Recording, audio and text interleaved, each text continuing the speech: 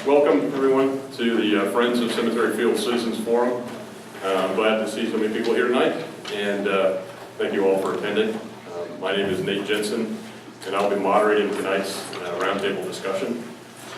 The purpose of this event is to provide a forum for the citizens of the town of Amherst to discuss all of the relevant issues and facts related to the cemetery fields problem, so that voters can make informed decisions about how best to resolve the various issues surrounding the problem going forward.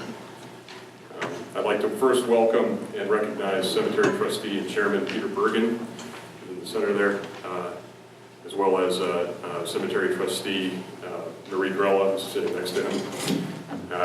Cemetery Trustee Bill Belvin was not able to attend this evening, but hopefully he'll be watching it. While we invited the cemetery trustees to participate as part of tonight's panel discussion, they have elected not to participate in the discussion and will merely attend as silent citizen observers. Our panel for this evening includes the following invitees: Chairman of the Board of Selectmen, Dwight Brew, Selectman and Liaison to the Cemetery Trustees, Brad Gallinson, the Town of Amherst Recreation Director, Nancy McMillan, Trustee of the Trust Fund, Lori Mix, sends her regrets. She has a family event this evening. Robert Grunbeck has been a resident for 15 years, former school board member and a concerned taxpayer. Wendy Renenberg of the Committee to Replace Cemetery Fields. Former Selectman Bob Heaton, who was involved in the original land purchase. And Friends of Cemetery Fields Chair and Editor-in-Chief of Amherst Today, Andy Rill. So, my goal for this forum this evening is that it does not become just another shooting gallery over this issue. Unfortunately, it's a contentious and emotional issue, and we've seen a lot of anger about this in the past. I also don't want this discussion to focus on just trying to relitigate the past, but rather sort of focus on the future. I think all the parties concerned about cemetery fields recognize that a number of potential options for the fields have been taken off the table by voters at the ballot box, by legal settlement, and by fiscal and practical realities. So instead, I want to focus discussion on what possibilities for compromise there may be going forward within the constraints placed on the problem. In order to expedite tonight's dialogue, we will narrow discussion to the key issues affecting the fields. I'd like to give the panelists 2 minutes each to make a statement on each issue if they wish. And then following their initial statements, panelists will then be allowed to ask each other brief questions about the issue and have an informal dialogue. We'll work through the initial topics as a panel, and then we'll open the microphones to the public questions. There are 2 public questions. And I'd like to ask audience members to keep their questions brief, under 2 minutes if possible, preferably under 1 minute. And also, I'd like to keep it within the scope of tonight's discussion. At the end of the session, I'll ask the panelists if they'd like to make a brief concluding statement about their position on the cemetery fields problem. I believe, Andy, you've delegated your statement to Tom Wall, is that correct? Yes. Yeah. So the 3 key issues for the panel are as follows. Number 1, what can the cemetery fields land actually be used for? Number 2, what has to happen for the fields or some portion of them to be turned into a cemetery? And number 3, what has to happen for the fields or some portion of them to be retained as recreational fields? I think that all of the issues will come out as a matter of course of discussion based on those 3 areas. So to begin with the first topic, what can the cemetery fields land be used for? And I think, Brad, you, as in your position as liaison to the cemetery trustees, have a pretty good background on what can and can't be done in the field. If you could give us a sort of overview.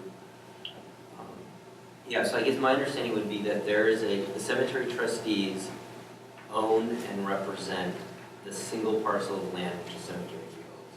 There's a court order that is unamendable as far as I'm concerned, that those recreation has to be ceased on September 1st, 2014, as the configuration of the parcel states today. So I think there's, well, as far as I'm concerned, I think the selectmen are concerned, that issue is not in contention. That is a true statement. I don't think anyone can succeed nor wants to go to court to change that, and that if nothing changes, September 1st is a drop dead date where whether there's a cemetery there or not, or phase one of a cemetery or not, there's definitely no recreation to happen past September 1st, 2014. Okay. So what, but what can the fields be used for? So your point is that after September 14th, they can't be used for recreation, period? What's the? They can be used for, well, open space or cemetery. Okay. That's it, by a court decree. Okay. Andy, would you like to comment on what you think could be done with the fields? Well, I think the fields as they're configured now is a resource that delivers a lot of value to everybody in the town, and to we're not sure what the plan is for the fields after September 1st, but the sort of lose that resource impacts everybody in the town, young and old alike, because that's building value for us as taxpayers. It's a draw to bring people to live in our community. And I think it's really about finding compromise and common ground that's going to achieve everybody's objectives. There's room for a cemetery, obviously, but most of the land, my understanding is 60 to 70% of it can't be used as a cemetery. It's basically wetlands now, and that nothing can ever be built there. It's really only suitable to fields. Okay, can you elaborate on the 60 to 70%? I know, Brad, you were part of that discussion at some point as well. Where is that based on? Me. Yeah, right. So Cemetery Fields is a very large parcel of land. About 60% of it, well, first of all, the surveyor and the engineer from the cemetery trustees in by King basically kind of showed us the coloration of the different parts of the land. As it turns out, and it's not a surprise, I think the land was bought knowing this, that the back kind of inside part of the land is not, it's about 60% of the volume of the land is not suitable for cemeteries. It's in a floodplain. And for obvious reasons, you can't use a floodplain to bury people because of the risk of flood. So sort of the back 60%, kind of the part that's now grassland and a little bit of the fields in the back can never be cemeteries. And that was based on the surveyors? Yeah, there was a detailed survey and engineering done on the lot. So there's actually a public record of the map, and it's color coordinated. Very good cemeteries, marginally good cemeteries, possible cemeteries, with some grading, and not cemeteries. And the chief constraint is that it's floodplain? It's floodplain, yeah. Dorothy, do you have a comment? No, I'm just wondering, right, so you just a second ago outlined the 3 areas that you wanted to cover. And I jotted down some notes that don't fit neatly into that. And I guess by all means, take over. well, I'm wondering if at some point I could just get 2 or 3 minutes just to, because I believe that my thoughts, would speak to what can be done with it and what might be an appropriate solution. So, please go ahead. All right, so I'll be quick. There's no question that Cemetery Fields has been a tremendous asset to the town of Amherst over the last 20 years, and the loss of these fields will have a direct impact on our children. In trying to determine how to best address this potential loss, I asked myself 2 questions. First, what are the applicable regulations? And second, what's in the best interest of Amherst? In a minute, I'll suggest it's a solution that's not new, but I believe complies with the applicable regulations and is in the best interest of Amherst. This solution recognizes that a town is required to provide one or more suitable cemeteries for the interment of persons. This solution would also properly apply available excess income from cemetery trusts to cover the cost of cemetery maintenance, which they were collected for, and not require them to be used to build a new cemetery.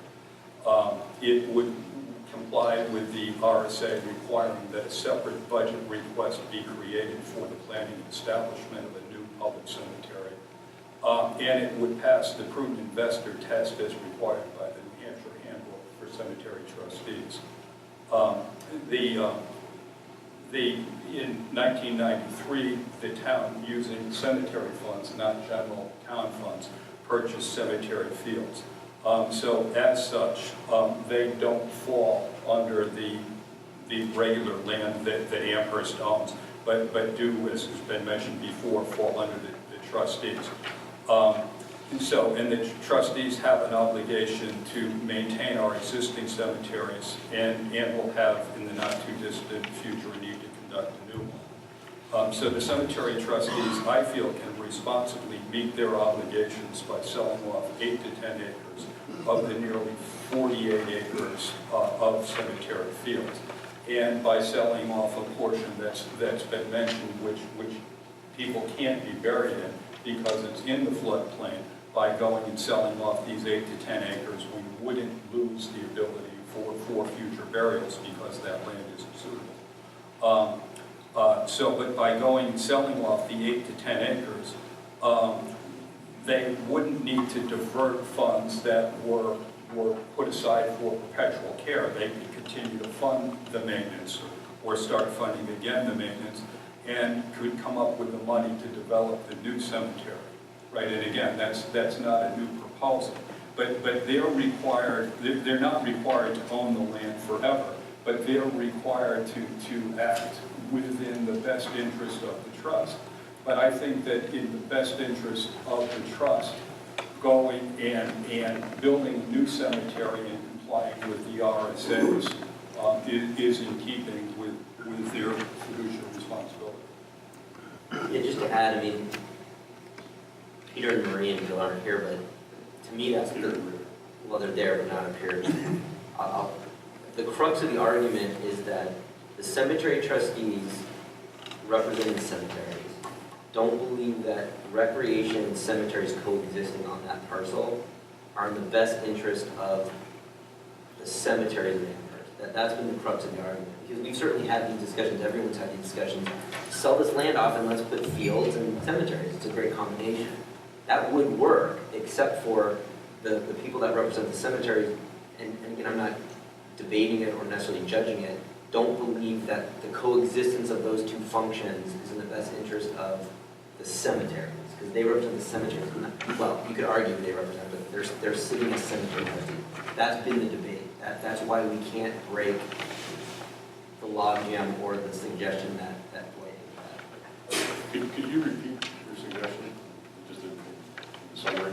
Well, yeah, so my suggestion was to sell off 8 to 10 acres of this 48-acre parcel, the lowest lying land, that would be suitable for fields, because it's okay if a field floods, once or twice a year or less often, but it's not suitable for burial, right? So to go ahead and to sell that off, and by doing that, and we haven't had it appraised, right? But let's suppose that those 8 to 10 acres would generate a couple of $100,000 worth of income. That money could be used to go to develop the first phase or two of Forest View Cemetery without the need.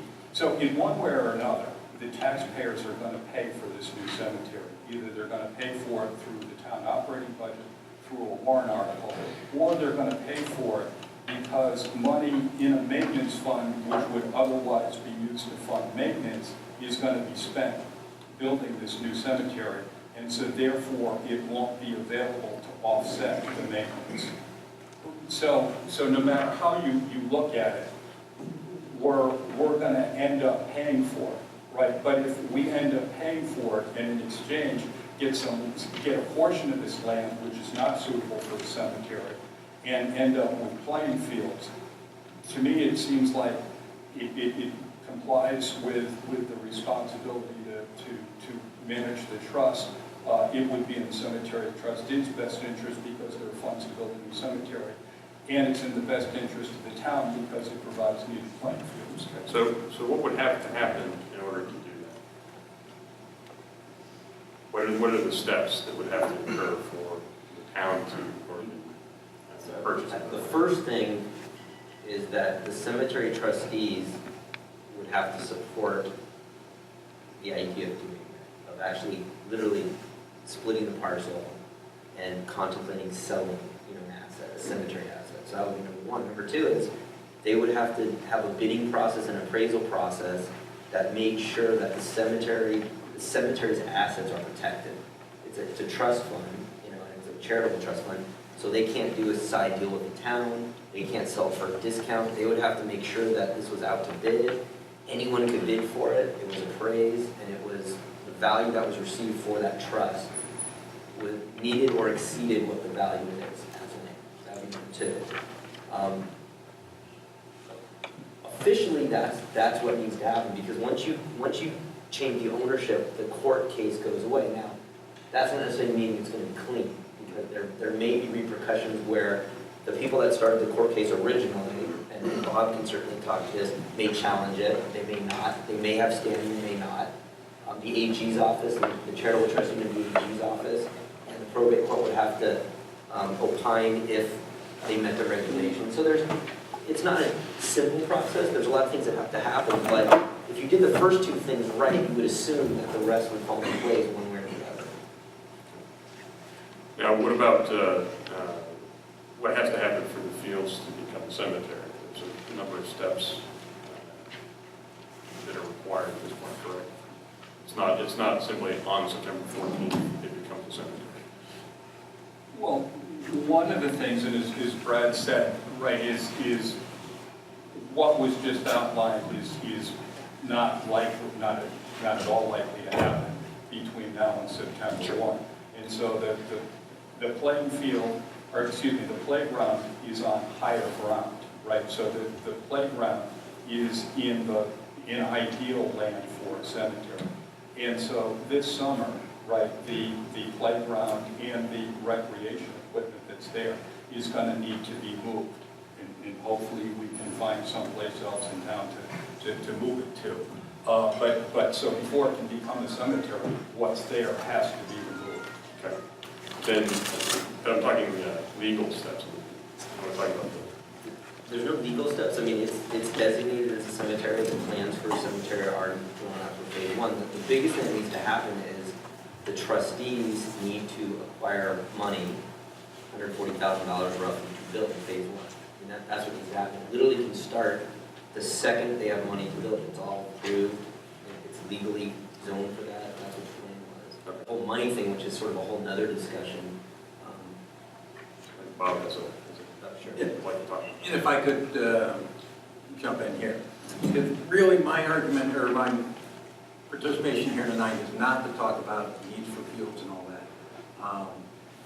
What I've been interested in is where is this money coming from when we go to build this new cemetery? And how is it going to work? Some background as I understand it, this is my own research. If I made any errors, I take complete responsibility and would love to be corrected. But cemetery trustees currently have well over $950,000 in principal being held in 4 separate trusts. I'm going to stick to my script just so I don't mess up all these technical parts of it. The primary purpose of these funds is the long-term perpetual care of the cemeteries. There are some nuances to each fund, but in many towns in New Hampshire, cemetery trustees don't necessarily buy land or develop cemeteries. A lot of times that is done through the town itself. That's not always the case, but trustees are responsible for the operation of those cemeteries, amongst many other things. And I applaud the cemetery trustees for doing an admirable job in managing these. In addition to those 4 trusts, there is a 5th trust established in 1987 to provide for general care, capital improvements, and expansion of the cemeteries. That was a warrant article in 87.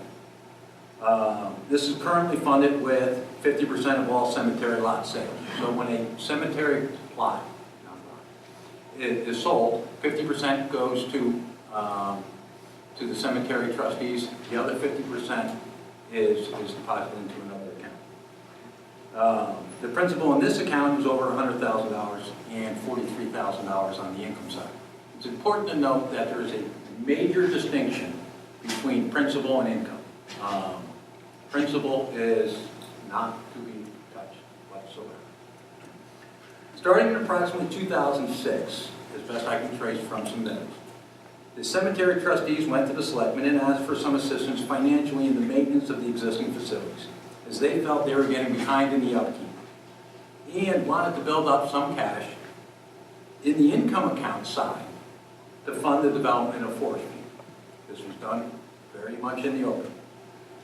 Over the next several years, whether knowingly or not to all parties, all of the costs for maintenance was passed on to the general operating budget not because the line items changed, but because there was a diminishing amount and then virtually zero offsetting revenue that was transferred over to the general fund that came from the income side of the trust.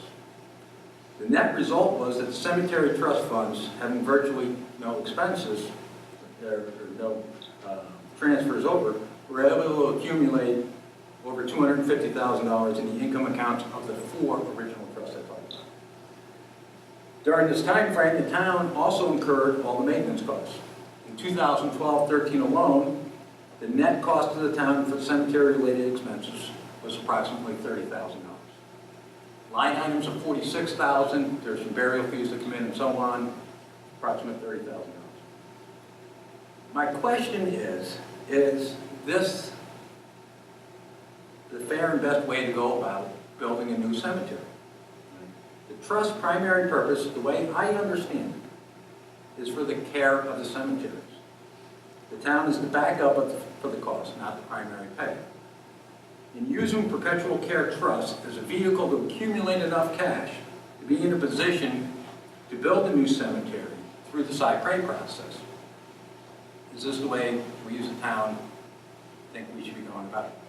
Again, this was done very open. I just found it unusual and wanted to make sure it was out there.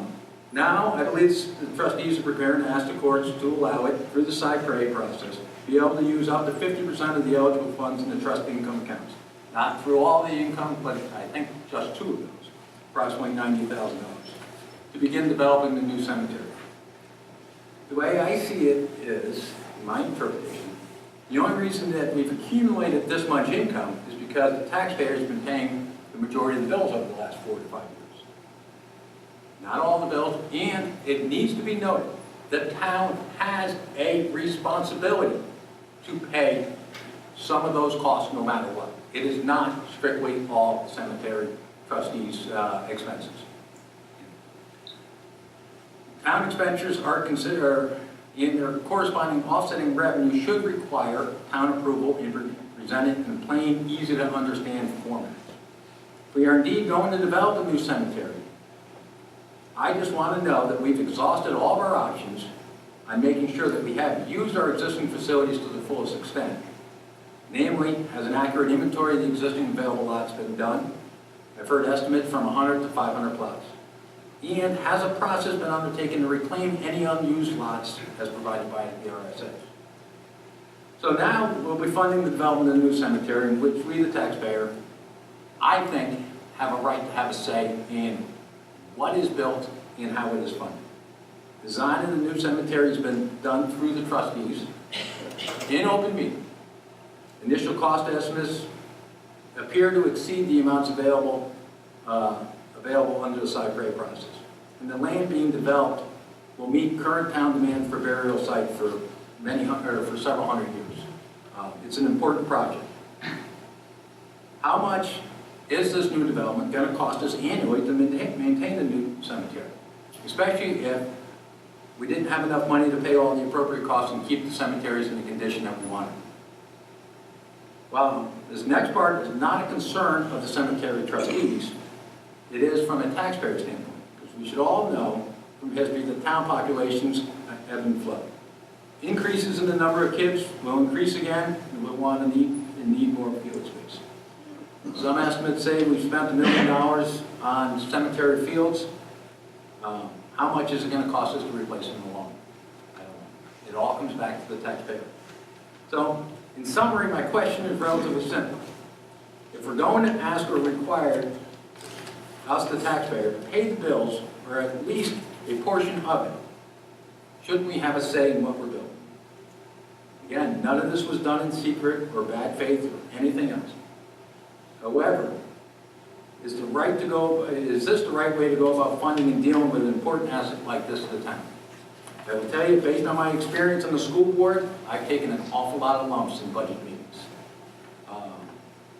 But I do believe that in planning out this new cemetery and the funding for it, I think it should be done in an open and a concise manner and let us vote on it as taxpayers.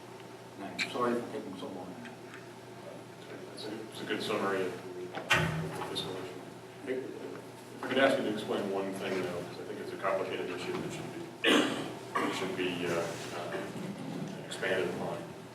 If you could explain the cypre process, because as I understand it, it requires the Attorney General's okay. It will need to be used, is that correct? I am not a lawyer.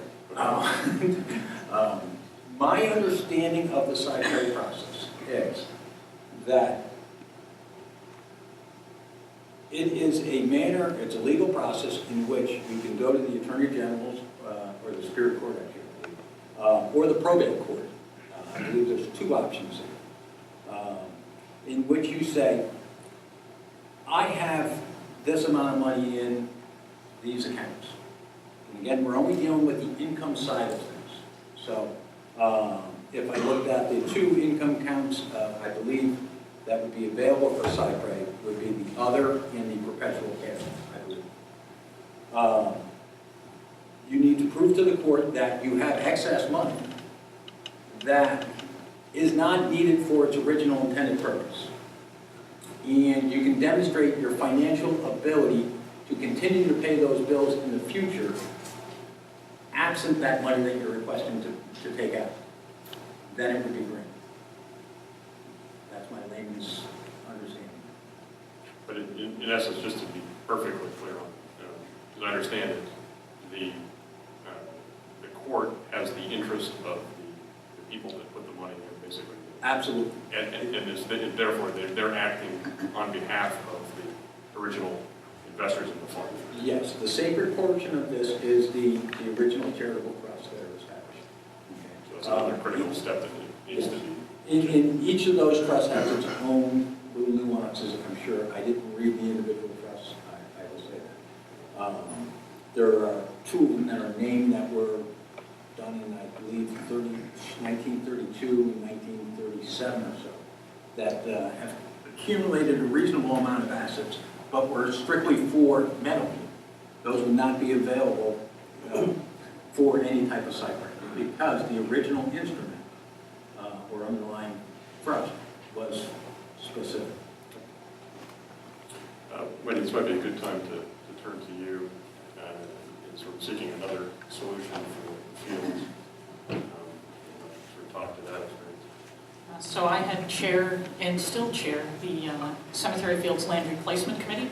And so for the past several years, my committee has gone out and scoured the entire town looking for land. And as you know, we put forward two different warrant articles. One was to purchase the land that is now owned by Brad Knight. And the other was last year to purchase some land off of Merrimack Road that is now under development for housing. Unfortunately, people chose to not support those. And so as we look around the rest of the town, there's not land available right now to replace cemetery fields. You may ask, well, what about those beautiful cornfields next to the high school? Hopefully everyone in this room understands that that land was purchased through funds from the state called LSIP funds and is preserved for agriculture. And there is absolutely no way that can be used for playing fields. And we actually went and looked at every single piece of conservation land owned in town. There are some very small pieces of conservation land that might be suitable to put single playing fields on. There's one in the village that may be suitable to put the playground on, but there's nothing that will allow us to fully replace cemetery fields in a single location similar to what it is. My committee looked at all different areas of town. As you know, Route 101 going out through Bedford